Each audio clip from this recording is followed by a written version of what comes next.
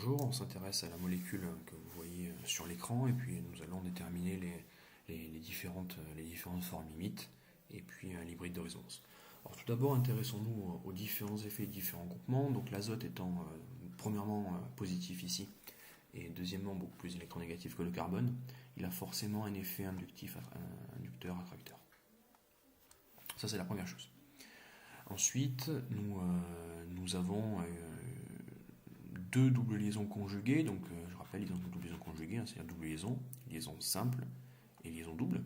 Nous avons deux doubles liaisons conjuguées, c'est-à-dire qu'il va pouvoir y avoir c'est un effet stabilisateur sur la molécule, puisque les électrons peuvent se déplacer. Et puis nous avons, à l'autre extrémité de la chaîne, nous avons le groupement, nous avons l'iode, qui a un double effet, donc un effet inducteur-attracteur fort, et un effet mésomère-donneur. Alors là, ce qu'il faut expliquer, c'est que l'effet mésomère-donneur ne pourra pas avoir lieu tout simplement parce que le carbone qui est juste à côté, le CH2, carbone adjacent en position alpha, comme on dit, eh bien, ce carbone-là, c'est 4 orbitales atomiques occupées, et par conséquent, donc des 2 sp3, chacune, on a 4 orbitales atomiques de sp3, et par conséquent, il ne peut plus accueillir de nouvel électron. Donc, l'effet mésomère ne pourra pas avoir lieu pour l'iode. Idem, la double liaison qui est ici, la liaison pi, ne pourra pas se répercuter sur ce même carbone-là, tout simplement parce qu'elle ne peut pas accueillir un nouvel électron.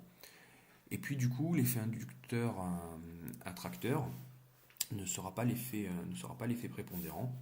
Et l'effet prépondérant va se produire essentiellement sur l'autre partie de la molécule. Donc on peut imaginer ce déplacement électronique ici, sachant que cette liaison pi va sur le carbone. Voilà, donc l'idée à nouveau est de donner les formes mésomères principales, ne pas donner toutes les formes limites, parce que ça n'aurait pas un grand intérêt. À noter que effectivement cette liaison-là pourrait se répercuter uniquement sur ce carbone, mais on n'est pas obligé de dessiner celle-ci, dessinons seulement le fait que les liaisons pi se déplacent d'un carbone à l'autre ici. Il faut savoir qu'effectivement on pourra en avoir un supplémentaire. Donc la seconde forme limite, au niveau de l'azote c'est pareil, il ne peut plus y avoir de déplacement électronique, c'est beaucoup trop loin, parce qu'un effet mésomère est arrêté par deux liaisons sigma consécutives, ce qui est le cas dans cette molécule. Donc nous avons ceci. CH2, CH qui a récupéré, donc devient négatif, qui a récupéré la liaison pi dans son intégralité, CH qui reste neutre, puisque lui récupère l'autre liaison pi, je peux la faire en couleur ici en vert. Le 1 CH, 2 CH, donc 3 CH, et puis le quatrième qui est devenu positif, CH2 et l'iode. Voilà. Donc l'hybride de résonance,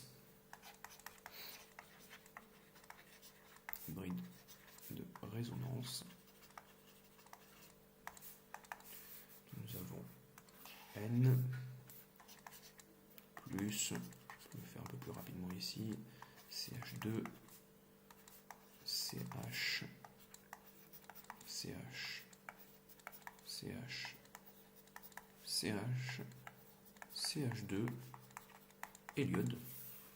Et puis on y va pour les doubles liaisons. Donc celui-ci est moins, mais moins en demi. On peut le noter comme ça, il va être négatif une fois sur deux. Moins un demi. Et puis cette double liaison une fois sur deux. Et pas de double liaison entre CH et CH2. Et donc celui-ci qui va être positif une fois sur deux. Voilà, je vous remercie.